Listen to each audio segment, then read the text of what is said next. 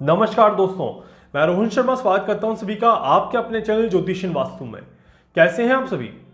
आज हम यहां पर बात करने वाले हैं एक बहुत ही ज्यादा महत्वपूर्ण टॉपिक पर। 2 अप्रैल 2022 नव संवत की शुरुआत हो रही है और नव संवत की शुरुआत में शनि राजा रहेंगे, गुरु जो रहेंगे मंत्री रहेंगे।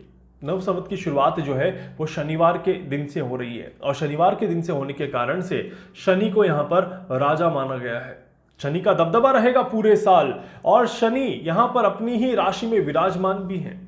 ये जो नव संवत की शुरुआत हो रही है ये बहुत ही ज्यादा शुभ योगों के साथ शुरुआत हो रही है और इस अप्रैल के महीने में काफी ज्यादा अच्छी चीजें देखने को मिलने वाली हैं और ये दिखाता है कि समय बदल रहा है, सकारात्मकता फैलने वाली है और इस बार काफी ज्यादा अच्छी चीजें हम सभी के सामने होते हुए दिखाई देंगी। चलिए देखते हैं कि क्या क्या रीजंस हैं जहां पर पॉजिटिव रिजल्ट्स मिल सकते हैं और हम ये कह सकते हैं या देख सकते हैं कि कहीं ना कहीं एक उम्मीद है जहां पर चीजें काफी हद तक पॉजिटिव रहेंगी और डेफिनेटली हम सभी को अच्छा फील होता हुआ नजर आएगा। ऐसे क्या रीजंस है इसको समझने की कोशिश करते हैं।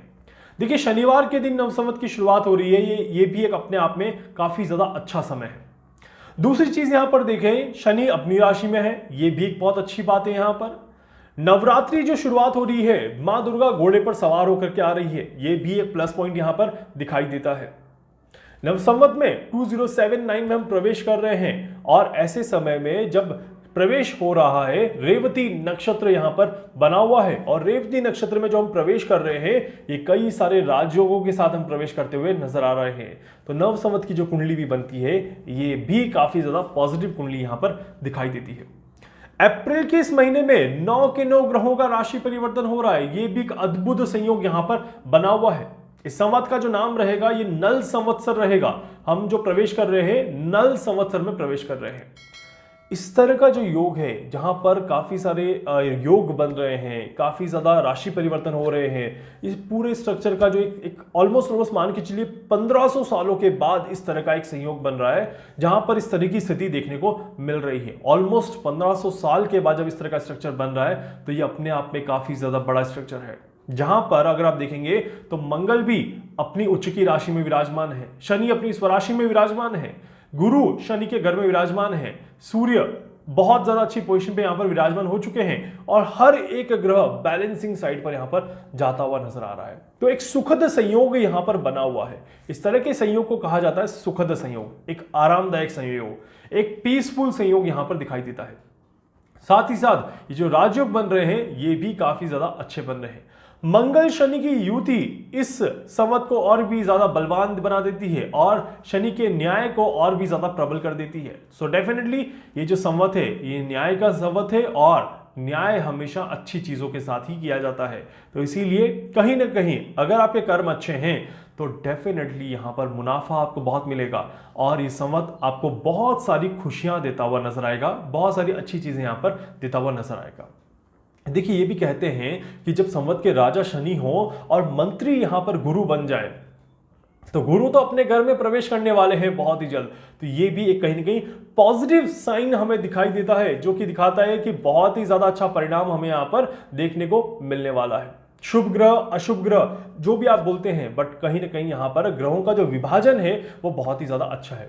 राजा जो है वो शनि है, मंत्री जो है वो गुरु है। इसके अलावा सशेष अगर मैं कह दूं तो सूर्य यहां पर सशेष बनेंगे और दुर्गेश यहां पर बुध बनेंगे, धनेश यहां पर शनि बनेंगे, रसेश यहां पर मंगल बनेंगे और धान्येश धन के जो कारक हैं जो आपके धन धान को देखेंगे वो शुक्र रहेंगे और साथ ही साथ निर्शेष यहां पर शनि बनेंगे, फलेश यहां पर बुध बनेंगे और मेघेश भी यहां पर बुध बनेंगे, जो कि दिखाता है कि ये जो समय है, ये जो समय चलेगा ये मिट्टी से शुरू होगा और मिट्टी पर खत्म होगा। इस बात को समझना और इस बात को जानना बहुत मुश्किल होता है कि इसका मीनिंग क्या है। इसका मीनिंग यह है कि समय जो है वो आपके साथ है और समय आपके पक्ष में है।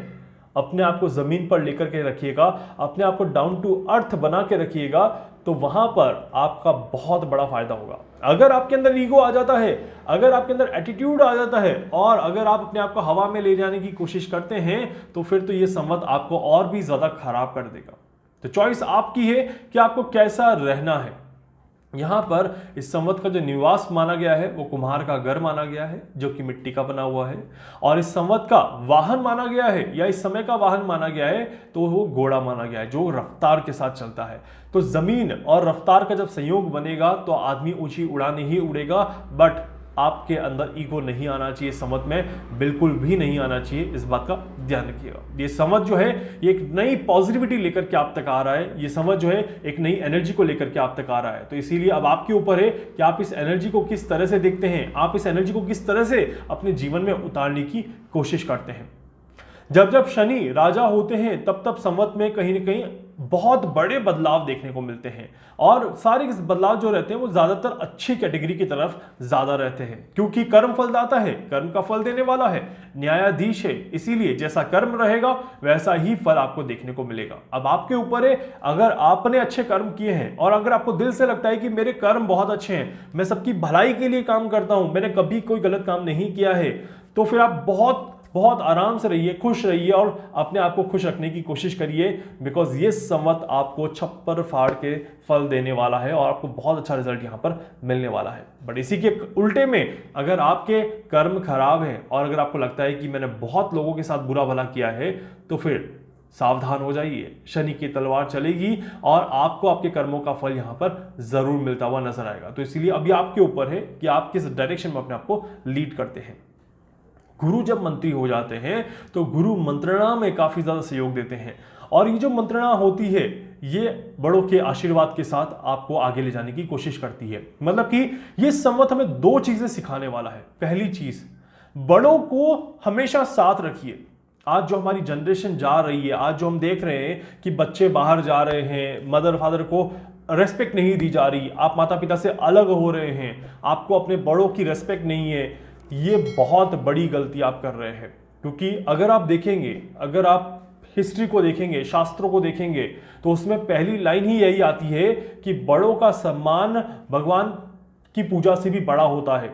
बड़ों का मान और बड़ों का सम्मान, अपने माता पिता की पूजा अगर आपने कर ली तो शायद आपको किसी और की पूजा करने की जरूरत नहीं पड़ती। और यही सबसे बड़ी बात इस संवत की आने वाली है, क्योंकि ये संवत आपको यही चीज सिखाने वाला है।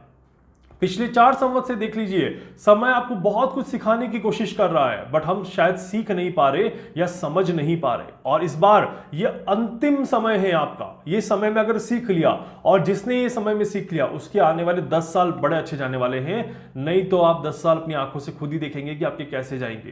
तो इसलिए संवत ने आपको मौका दिया है, अब आपके ऊपर है कि इस मौके का फायदा कैसे उठाना है।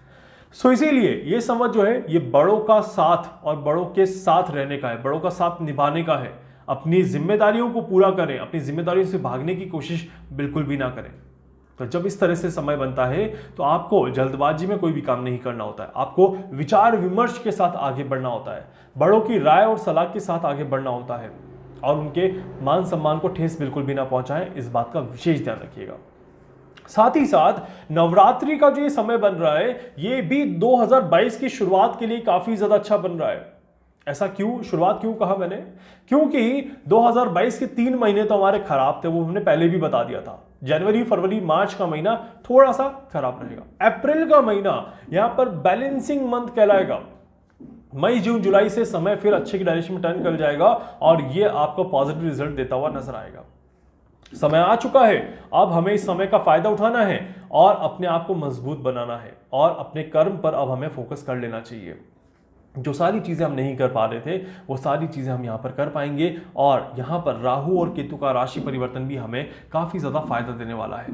तो अब धीरे धीरे देखिएगा चीजें बढ़ती जाएंगी, आपका अपना परिवार, आपकी अपनी चीजें, अपनी जिम्मेदारियां अलग हो जाएंगी और देश और दुनिया में चलने वाली चीजें अलग हो जाएंगी। अब जनता उन चीजों पर ध्यान कम देगी।